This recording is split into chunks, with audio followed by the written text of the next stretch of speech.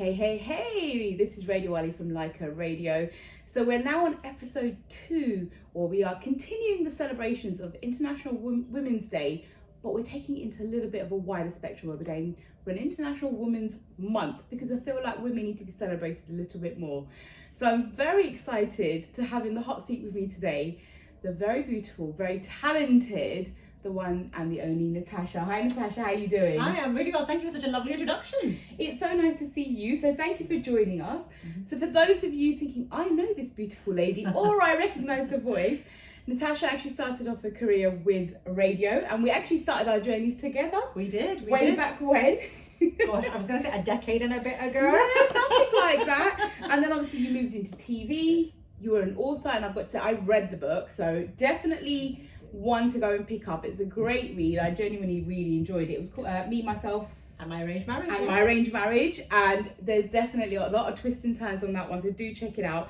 But along with that, Natasha is now a member of the Welsh Parliament of South East of Wales, and a little fun fact, she was named BBC's 100 Women to Watch of 2021. I was, yeah. And not just all of that, a very dear friend. Oh, thank you. So how does it feel to be back here in the hot seat? Really good. I must say it's a bit of it's a table turn where you're sitting on the opposite side and being interviewed as being the interviewer. Yeah. But I must say I'm really, really enjoying it. So obviously you started your career off in the media, both in radio, and then you moved into TV, and then you were a writer for a space of time as well. And obviously the idea behind today's interview is to talk about International Women's Day, and the theme this year being inclusion. So when you hear the term International Women's Day, what does that mean to you? How would you sum it up?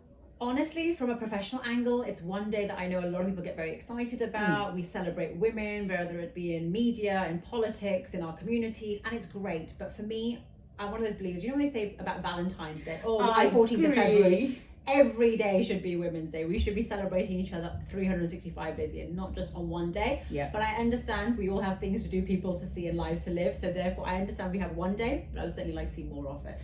And I just want to pick up on what you said, and I really like the fact that you said celebrate each other. Absolutely. Because there's a lot of stigma around this, that women are the first ones to knock each other. Yeah. You know, and I know for a fact that I stand by something which I'm pretty sure you do as well, because like I said, I've known you for many, many years, that polishing another queen's crown doesn't take the shine off yours. Totally. I completely agree with that. But I tend to find that women's worst enemy can indeed be women themselves. And it's a real sad fact. I'm very lucky. I've had some great mentors. My mentors have all been men. I've never been mentored by a woman. But what I am doing within my career is mentoring a plethora of women from different backgrounds, different sort of walks of life, in order to try and get them involved in politics. And I want to see representation of women, of men, of people of colour, of people from different backgrounds, regardless of where they come from in the country, to get into politics. It's so important to have a political spectrum that's reflective of the society we live in. Yes. And I want to be part of that, creating that for a future. Amazing. So I want to get into that element of your career and your journey, but I want to take you back into a memory bank of yesteryear. Okay. So welcome onto the roller coaster, where we are going to go up and down, and it's going to be a journey through Natasha. So it's almost like your red book. Okay, this is my life moment. This is your life's moment. So obviously you began your career within the media as a radio presenter, and then you went into TV. So how did that come about for you? So actually, I moved to London when I was 18. I came here for university, did a degree in politics and social policy, did a master's as well. Whilst I was actually studying for my initial degree, a lot of people have weekend jobs. Yes. And they work in stores, they work in offices, they work in different places. Mine was that I actually hosted a health, beauty and fashion program on a TV channel called Vectone, which is literally down the road from your studio. So I worked for Vectone on a Sunday.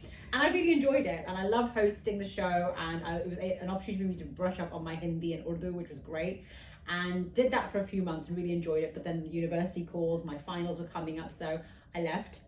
And then, believe it or not, I went into banking after my degree. Yeah. Went into banking, made a lot of money over 4 years, but then I got very bored of it. I was like, it makes the world go around, but it's not everything. No. And I decided I want to have a complete career change. My parents thought I'd gone mad. They were like, what do you want to do? I was like, I want to go into media. So, because my family don't come from a media background, they were just like, our child has gone crazy. Like, she's lost her mind. What the heck do we do? The London air has polluted her brain. Honestly, there's something in the water. We don't know what to do. So my dad was a bit like, look, if you do it, you're going to have to do this on your own. I can't help you. Yeah. So you are literally doing it, and you're going to have to do it on your own. So that's fine, let's do it. So I literally had saved enough money to pay off my mortgage, pay my bills for about 6 to 9 months. Nice. And I started from the ground up, and I worked ridiculous hours. I worked unpaid. I slogged it, as they say, and I got as much experience in TV, radio as much as I could. And then after a few months, I actually started working, or I actually got asked to come in for an audition for a channel called B for You, and started working with them. And then shortly after that, built up my profile. Then I got approached to join Sunrise Radio, also known as Buzz Asia Radio, which is what we're part of, and started a show known as the Nikki Nehru Show. That was my alias. So doing agony aunt issues for the people out there at late at night, which was fantastic. Loved it. And then a year after, I actually took a break. Personal reasons, I took some time out, went back to Wales, sort of regrouped. Was invited to do an audition in London. There was ZTV was starting a new TV show, and they were looking for presenters. So I went. And I went in for the audition. I thought it went terribly. I thought my life is over. I've made a complete idiot of myself. And Always the way. It is. And after about 45 minutes, I got a call saying, "We love you, we want you, sign the contract." And that was it. That was pretty much the rest. I should say the rest is all history after that. So obviously that is, we're going back to sort of mid 2000s. That's from like mid 2000s to probably 2010, I'd say. Yeah.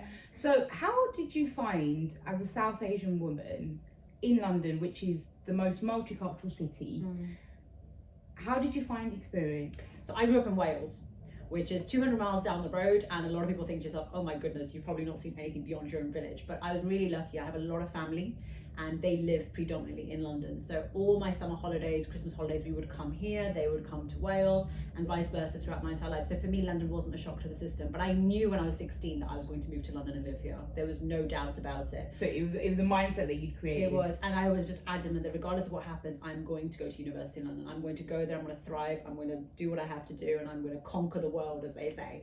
So it wasn't a big leap for me.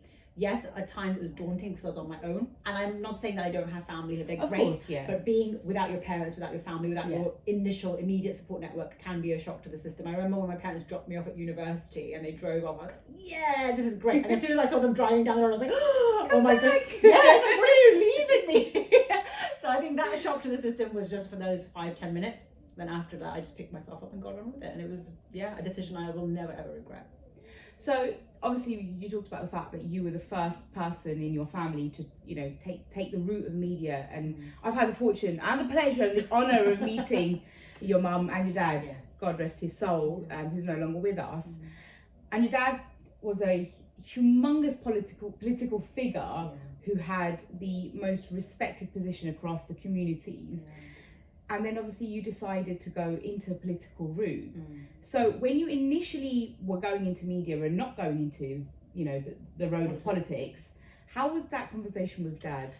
So my dad was professionally was an accountant. He's a qualified pilot. He owned a flying school in Cardiff, and he became the first ethnic minority member of the Welsh Assembly, now Welsh Parliament. So he had achieved a great deal within his life. And I had actually, throughout my life, been interested in politics. Even though I studied it, I'd fought a few elections. And the thing which people don't understand about elections is that they can actually be really physically draining on you. With media, my love and passion was always in front of camera. Being in front of camera, you have to adhere to Ofcom rules and regulations. You know them, and I'm sure those people watching will perhaps understand them as well, that if you are politically inclined, if you are Labour, Conservative, a nationalist, whatever, you can't be in front of screen if you are politically campaigning out of hours.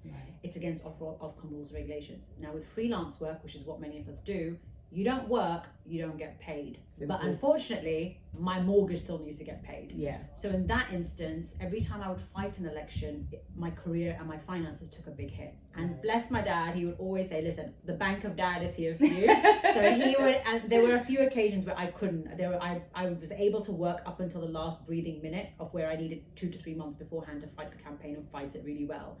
And then there would be like the last month where I was like, things are tight, and he'd just be like, here, take the money, it's done. So he would make sure that financially I was okay.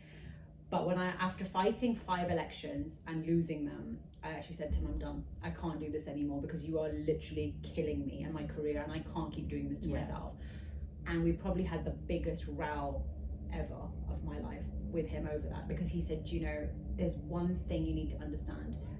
And he used to say this openly and very freely, and this is not offensive to him in any way. He used to say, look, darling, I've lived in this country for 55 years. There are trees that are younger than me in Wales, right? But whatever I do, whatever I say, I will always be considered a freshie.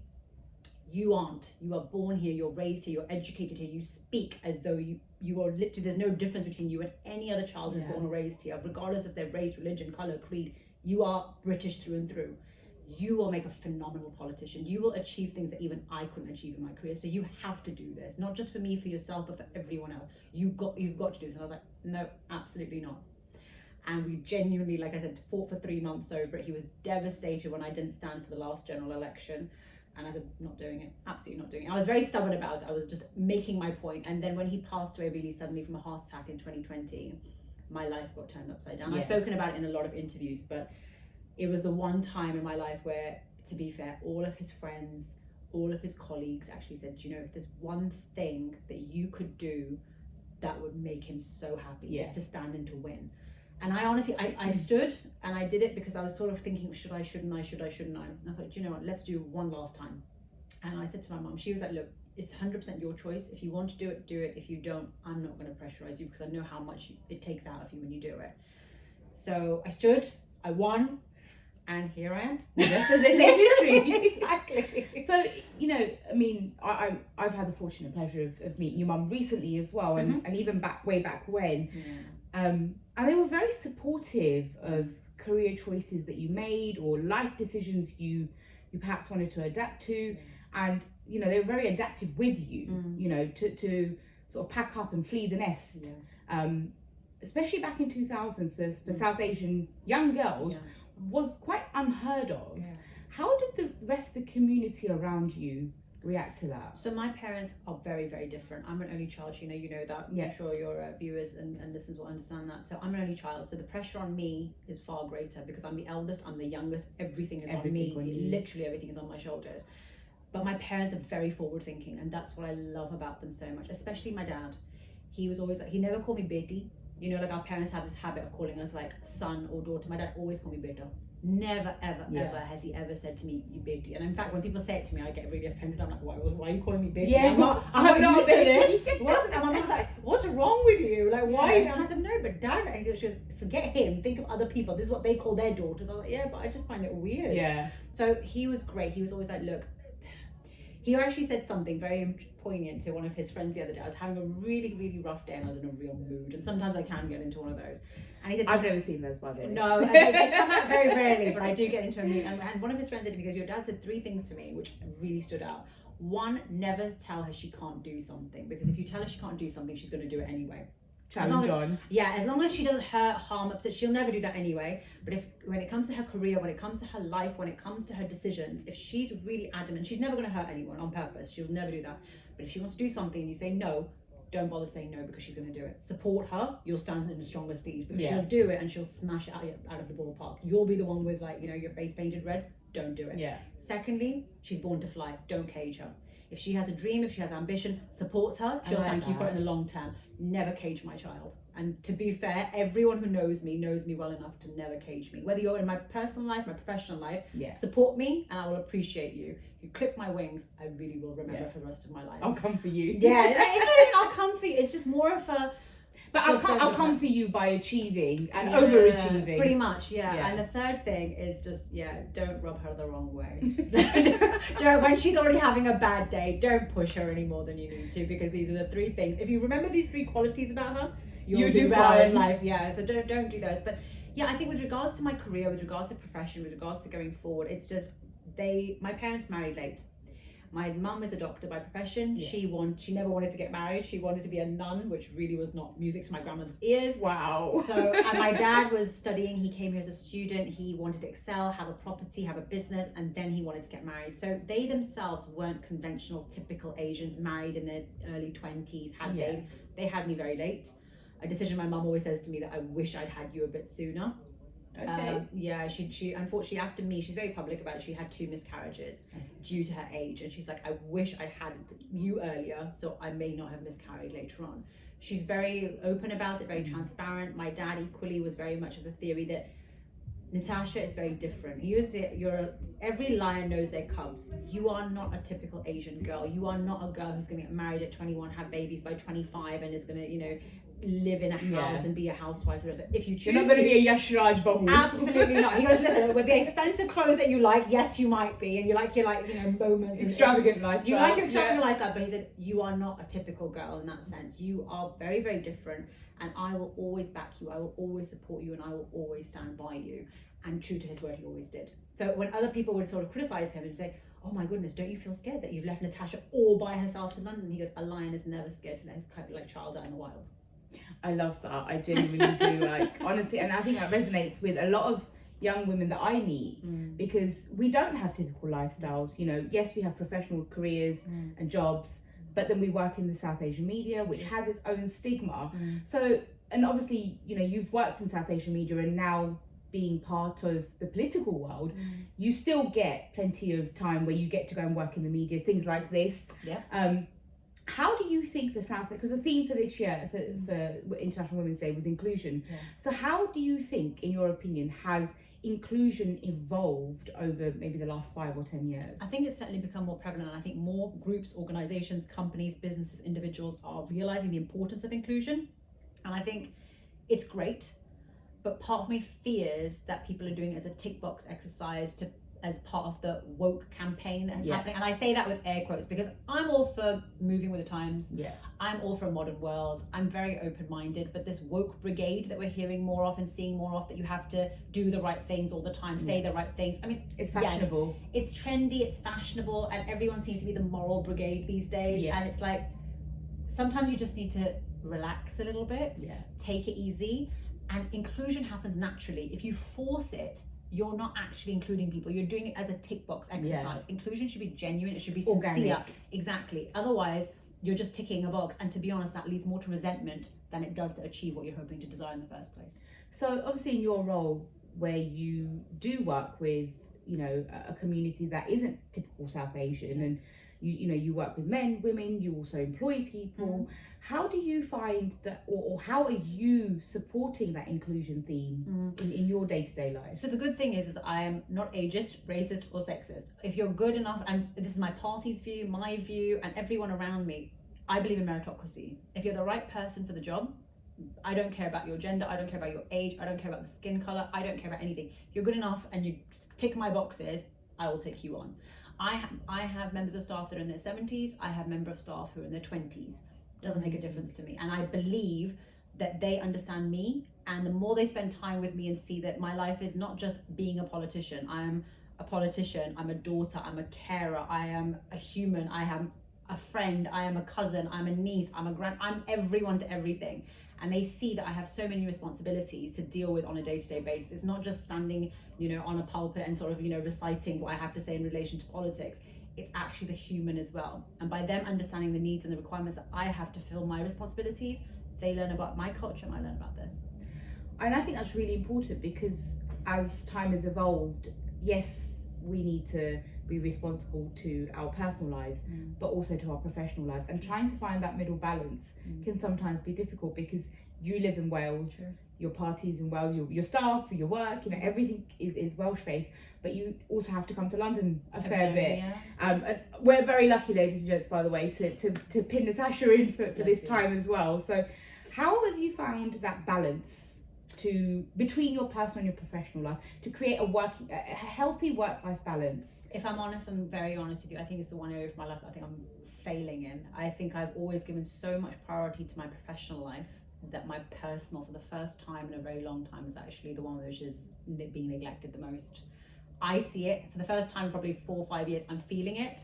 Okay. I didn't before. I think when I started this job, so my big thing was I have to prove myself, and I am one of those people that when I'm stressed, when I'm upset, when I'm really thinking about a lot of things, or when I'm really, really like at my wit's end about something, I throw myself into my work.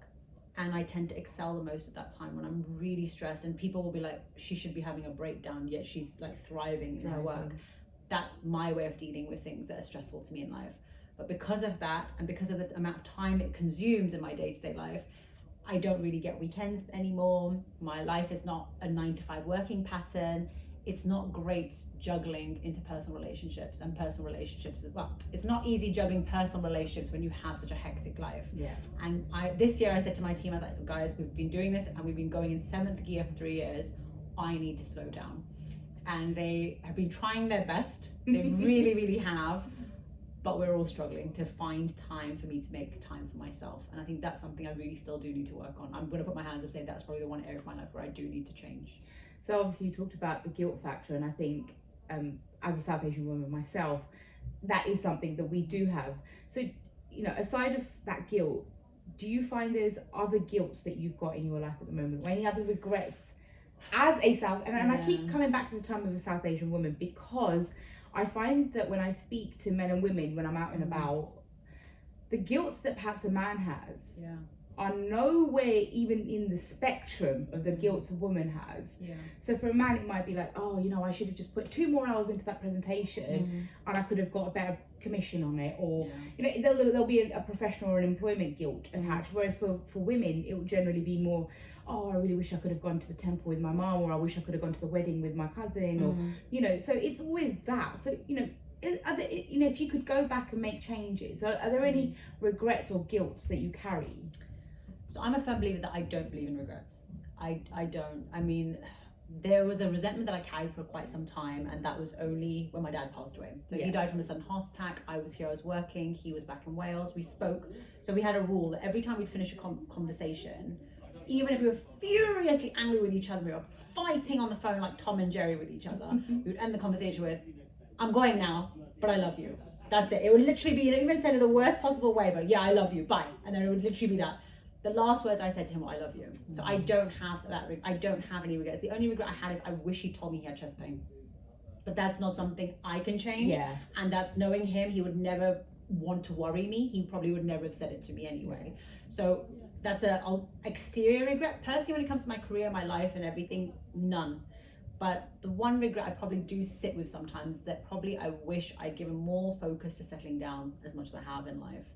I was very career focused. I was very money orientated. I was very much I wanted to be able to take 4 holidays in a year, never have to think about money. I've done all of it. I've had the dream car, the dream house, the dream everything. But I think in that one area of my life, if I could honestly say I have that slight regret, not a massive one, that would probably be it. And probably not having kids, that would be another one. So what would your advice be to young women out there? Because you are an inspiration to a lot of young women out there who are trying to fight their way out of conventional career paths and conventional lives. What would your advice be to them? Genuinely, my advice would be that you may have regrets about not settling down, not having children like me, but then it's much better not to have those than be in a relationship where you're miserable, and you're going to be miserable for a very, very long time with the wrong person. And obviously, you know, it's not a secret, you are quite open about the fact that you're not married, you don't have children. Is that something that's still on the cards for Natasha? Yeah, of course. I have to remember to call her Natasha and not Nikki. And no, that's what a lot of my friends still do, actually. In radio, one of my really, really good friends, my best friend, she still to this day, she calls me Nikki. In her phone, I'm Nikki. She'll see in my phone, you are actually Nikki, I must admit. I know, when she'll see me, she'll scream Nikki, Nikki, and people around me from like my political world are like, who on earth is she talking about? And then I'm like, oh, it's me. And they're like, how? And I was like, oh, past life name. And they're like, okay, weird. But yeah, I think with regards to me, nothing's off the cards. I never say never. That's my one principle in life. And I say it in every interview I give. They're always like, oh, can you see yourself doing this? Can you see yourself doing that? And I'm like, honestly, at this moment in time, no, but never say never. Because I believe pairs are made from above. I believe every pair is made up there. No, I agree and with that. Mine will eventually show up. Even my mum's like, he's clearly on the production line as we speak. But yeah, I do actually believe it. I say that. He's in the oven being baked. That's it. In my mum's word, he's in the factory being processed. Still, I like that. Being vinyl, you know, painted or whatever have you. But yeah, it's all good.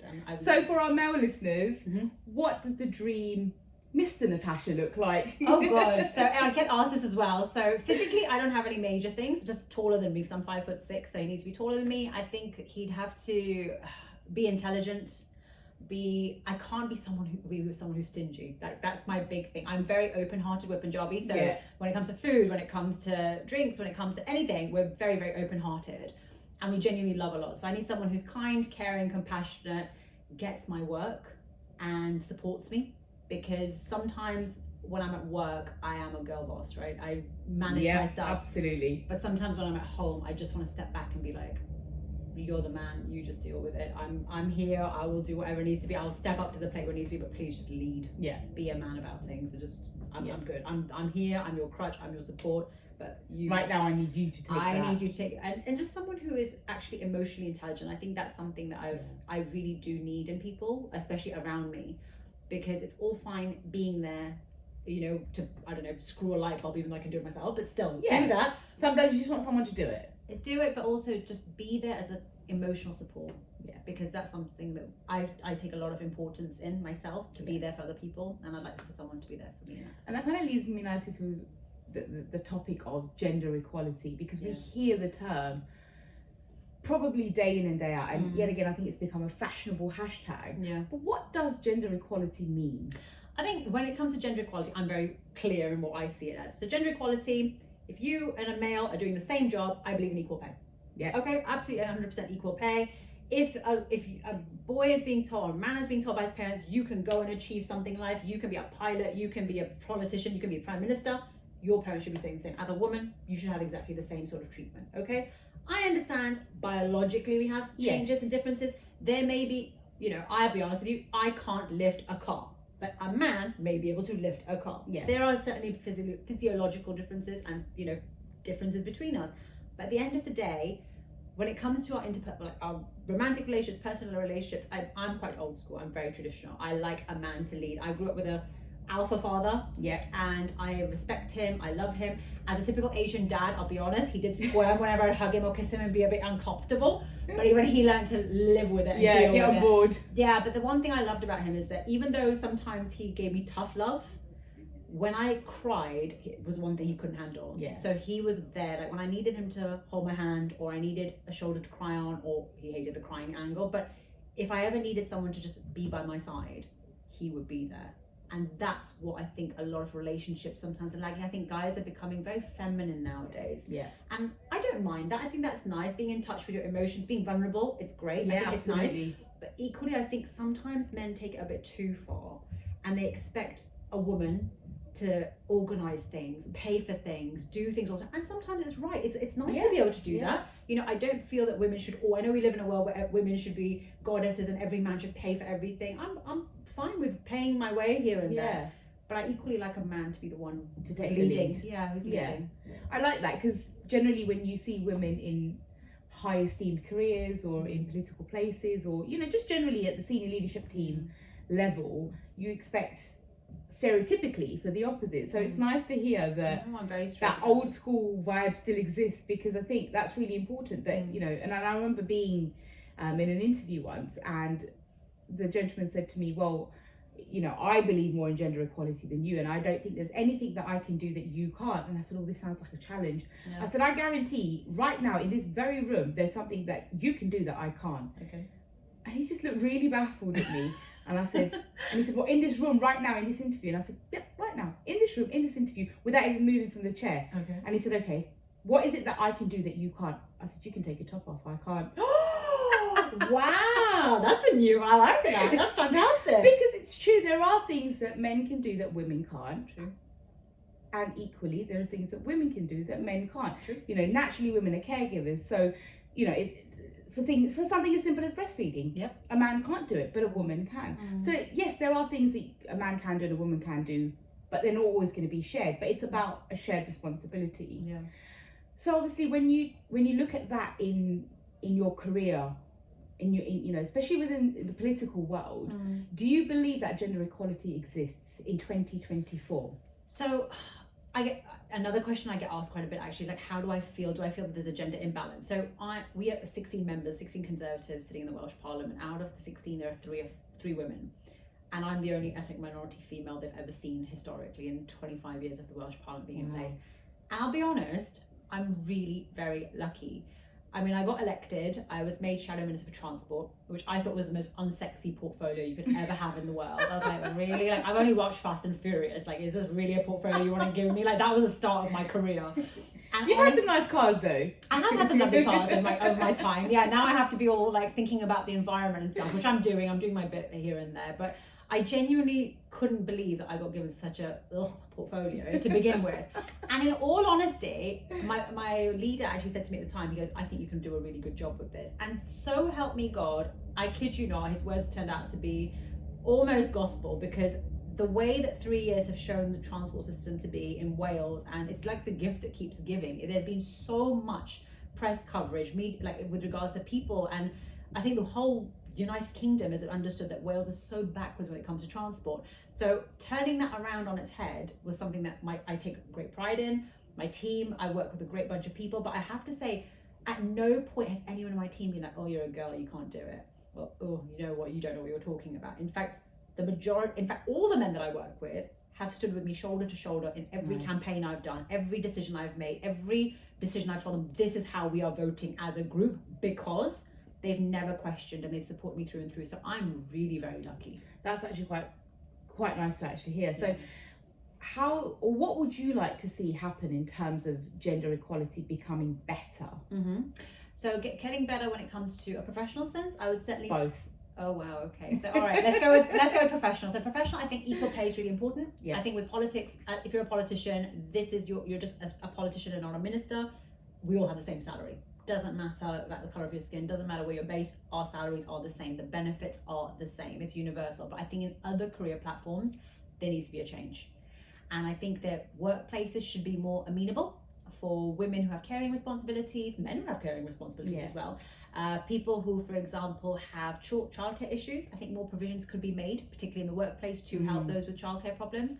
I think with regards to travel requirements for those people who may be single parent households, more can be given to them. So things can be done, but it's more on the employer to be able to provide those facilities and benefits to their employees to make it a more equal workplace. And also that level of respect, having that derogatory conversation like, oh, you know, she's got to run at home early for the kids or whatever. Yeah. That sort of talk, that negative talk. A language that needs to be changed, because that's those people who are talking now whilst having their cigarette break or whilst out in the pub after work, after hours, having those conversations, they're going to go home and raise the next generation of people who are going to be working in those jobs. That's not the mindset I would want to see the next generation having. So just control your words, and then hopefully the future will be brighter.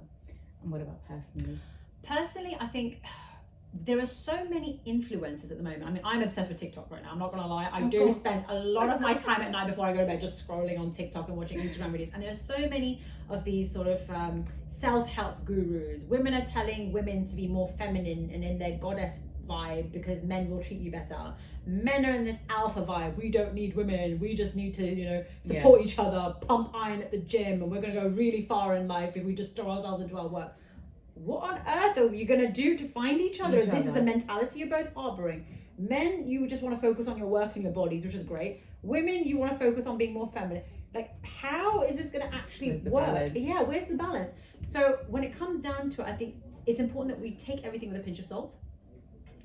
I accept we live in a woke world. I accept times are changing. I accept the generational change is going to be so vast between our parents and our kids.